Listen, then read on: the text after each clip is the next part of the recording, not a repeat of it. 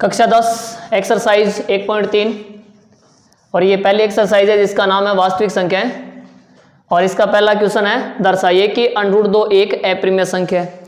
ये क्वेश्चन है वो काफ़ी इंपॉर्टेंट है और कई बार बोर्ड के एग्जाम में आ भी चुका है क्वेश्चन ये, और इसी से रिलेटेड है। अगर आप अच्छी प्रकार से ये √2 एक अप्रिमेय संख्या ये सिद्ध करना सीख गए तो बिल्कुल इसी तरह √3, √5, √7, √11 अप्रिमेय संख्याएं ये भी आप सिद्ध कर सकते हो। अप्रिमेय संख्याएं हैं ये आप आसानी से सिद्ध कर सकते हो। देखिए कैसे सिद्ध करेंगे इनको, दर्शाइए कि √2 एक अप्रिमेय संख्या है। हमें अप्रिमेय संख्या सिद्ध करनी है। इसके लिए सबसे पहले हमें मानना होगा कि √2 है वो √2 एक परिमेय संख्या है। कौन सी संख्या है? परिमेय संख्या है। कौन सी संख्या है? परिमेय संख्या है। अब अगर ये परिमेय संख्या है तो परिमेय संख्या की परिभाषा के अनुसार P/Q के रूप की होगी। तो लिख लेते हैं कि ये P/Q के रूप की होगी √2। इसलिए हमने √2 को P/Q के बराबर में लिख लिया, क्योंकि परिमेय माना है और परिमेय संख्या हमेशा P/Q के रूप की होती है। और जहां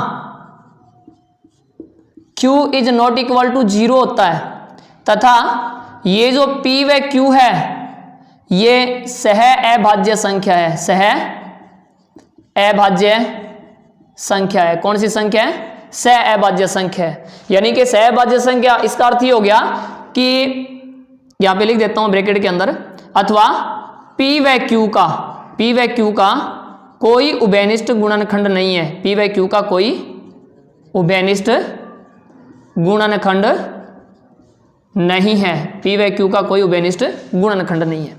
देखिए दोबारा बता रहा हूं आपको कि ये जो √2 है वो हमने एक परिमेय संख्या मानी है। अगर ये परिमेय संख्या तो P/Q के रूप की होगी, इसलिए हमने लिख दिया P/Q बराबर √2। यहाँ आप A/B का भी A/B के रूप में भी लिख सकते हो, यानी कि A/B या P/Q दोनों बात एक ही है।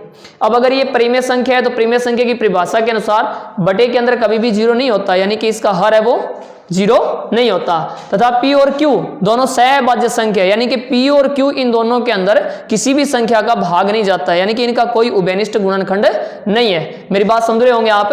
यानी कि जैसे उदाहरण के तौर पे 10/15 है तो इनका उभयनिष्ठ गुणनखंड 5 हो गया। इनका उभयनिष्ठ गुणनखंड 5 हो गया, जबकि यहाँ P व Q का कोई उभयनिष्ठ गुणनखंड नहीं है। इनकी तरह इनका कोई उभयनिष्ठ गुणनखंड नहीं आना चाहिए। तो अब ये जो Q है इसको हम उधर भेजते हैं, तो यहाँ पे क्या रह गया? P और बराबर इधर √2 है। Q या भाग में इधर जाते ही किस में हो गया? गुणा में हो गया। किस में हो गया? गुणा में हो गया। अब दोनों पक्षों का वर्ग करते हैं। दोनों पक्षों का वर्ग करने पर अगर हम इसका वर्ग करेंगे, वर्ग का मतलब क्या हो गया?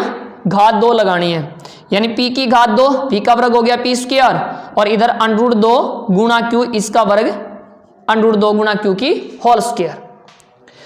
तो ये तो P² है ही, √2 का वर्ग क्या हो गया? 2 हो गया, और Q² का क्या, Q का क्या हो गया? Q² हो गया। अब एक बार हम इसकी यूक्लिड विभाजन एल्गोरिथम प्रमेय का जो मैथमेटिकल पार्ट है उसके साथ में इसकी तुलना करते हैं। वो तुलना क्या है? देखो आप, A बराबर BQ प्लस R A बराबर BQ प्लस R, यहां R की जगह कुछ भी नहीं आया। अगर हम इसकी तुलना करेंगे तो R की जगह कुछ भी नहीं आया, तो मतलब यहां पे शेषफल क्या है? 0 आया है। इसका मतलब क्या हुआ? अगर शेषफल 0 आ रहा है तो इसका अर्थ यह है कि यहां पे किसी संख्या का भाग दिया गया है तो वो भाग पूरा पूरा गया है। भाग पूरा पूरा गया है। देखो जैसे ये P² है, इसके अंदर 2 का भाग दिया गया है, शेषफल 0 आया है, यानी कि P² में 2 का भाग पूरा पूरा गया है। इसका अर्थ क्या हुआ? इसका अर्थ यह हुआ कि P² 2 से विभाज्य है। पूरा पूरा भाग जाने का मतलब ये हो गया कि ये 2 से विभाज्य है। अतः अगर P² में 2 का भाग जा रहा है तो P भी 2 से क्या होगी? 2 से विभाज्य होगा। जब P² के अंदर 2 का भाग जा रहा है तो P के अंदर भी 2 का भाग जाएगा। ये 0 हमने समझने के लिए लगाया, इसको हटा देते हैं। इसको हम समीकरण नंबर 1 मान लेते हैं।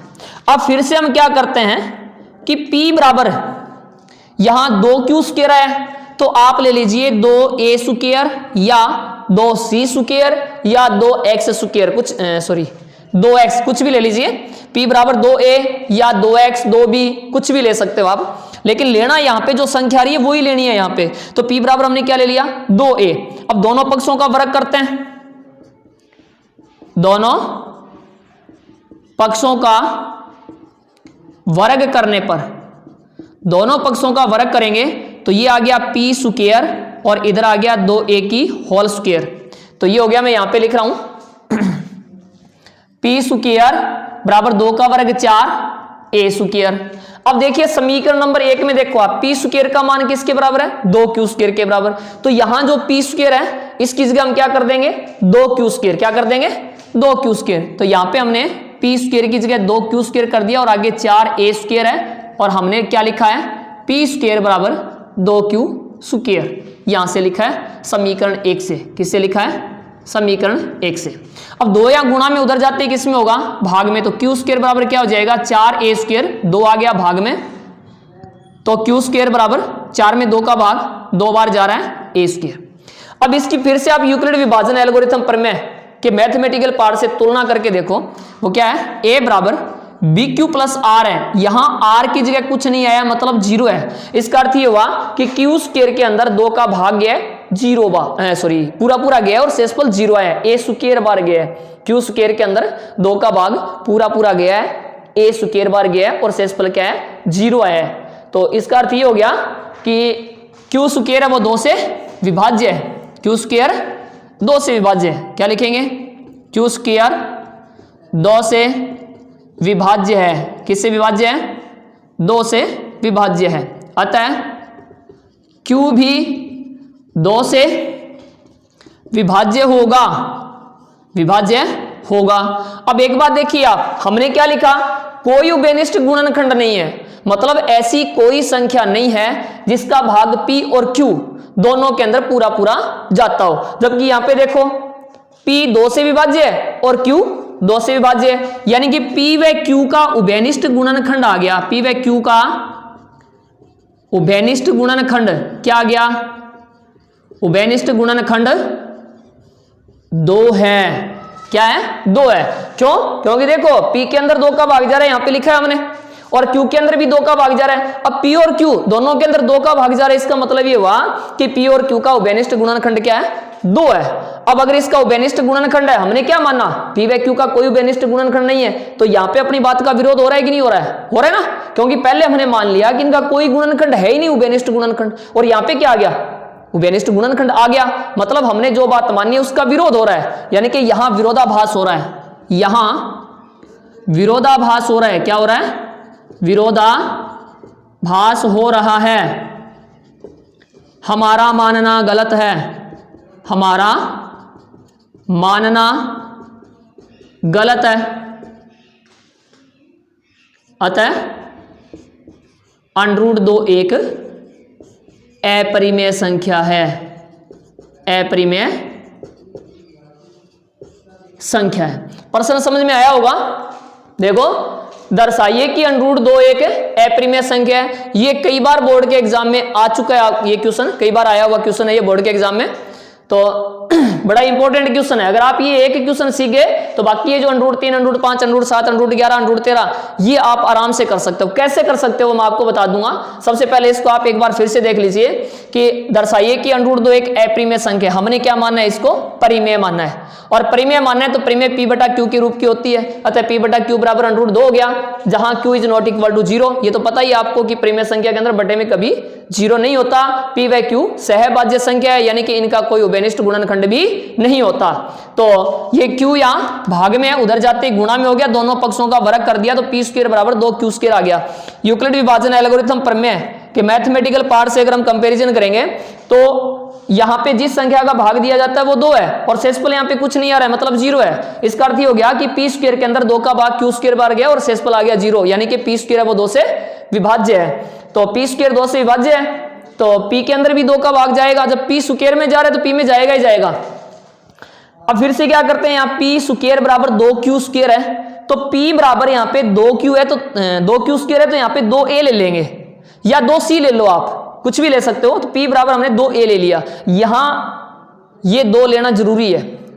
दोनों पक्षों का फिर से वर्ग करते हैं तो पी स्क्वायर बराबर 2a की होल स्क्वायर, इसका मान आ गया पी स्क्वायर बराबर 4a स्क्वायर। यहां पी स्क्वायर है वो किसके बराबर है, देखो 2q स्क्वायर के बराबर। तो पी स्क्वायर की जगह क्या लिख दिया हमने 2q स्क्वायर बराबर क्या आ गया 4a स्क्वायर। 2 या गुणा में इधर जाते ही भाग में आ गया, तो q स्क्वायर बराबर क्या आ गया 2a स्क्वायर। तो q स्क्वायर है वो 2 से विभाज्य है, q भी 2 से विभाज्य होगा। p व q का उभयनिष्ठ गुणनखंड 2 है, और यहां क्या लिखा हमने गुणनखंड है ही नहीं, तो यहां हमारी बात का विरोध हो रहा है हमारी बात का विरोध हो रहा है, तो हमारा मानना गलत हो गया। हमने क्या मानना है कि एक परिमेय संख्या है, तो वो गलत हो गया। क्या होगी √2 एक अपरिमेय संख्या होगी। तो ये अच्छी प्रकार से आपके समझ में आया होगा।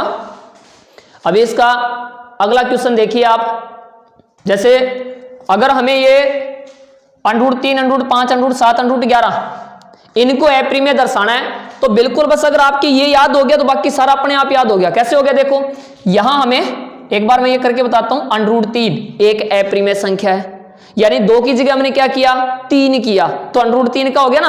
अब यहाँ पे √2 है, तो यहाँ पे क्या करना है, माना √3 एक अपरिमेय संख्या है, √2 की जगह क्या करना है √3 करना है, √2 की जगह क्या करना है √3 करना है। दोनों पक्षों का वर्ग करेंगे, जहां 2 लिखा वहां पे 3 कर दो, √3 का वर्ग क्या हो गया 3 हो गया।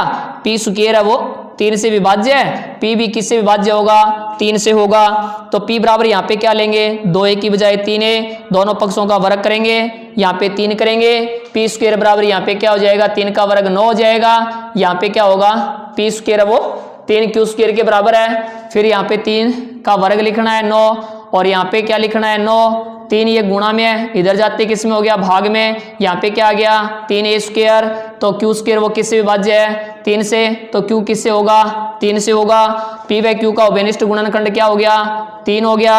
या विरोधाभास हो रहा है, हमारा मानना गलत है, √3 एक क्या है अपरिमेय संख्या है। ठीक इसी प्रकार आप √5 का करना चाहो तो यहाँ √3 की जगह क्या करोगे 5 करोगे, √3 की जगह √5 करोगे, और जहां वर्ग कर रहे हो वहां पे 3 की जगह क्या करोगे 5 करोगे, और एक जगह 5 का वर्ग आ जाएगा यहाँ पे 25, और यहाँ पे 25/5 आ जाएगा। तो √5 का भी कर सकते हो, 7 का भी कर सकते हो, और √11 का भी कर सकते हो। या तो इसको उतार लीजिए या फिर इसका स्क्रीनशॉट ले लीजिए।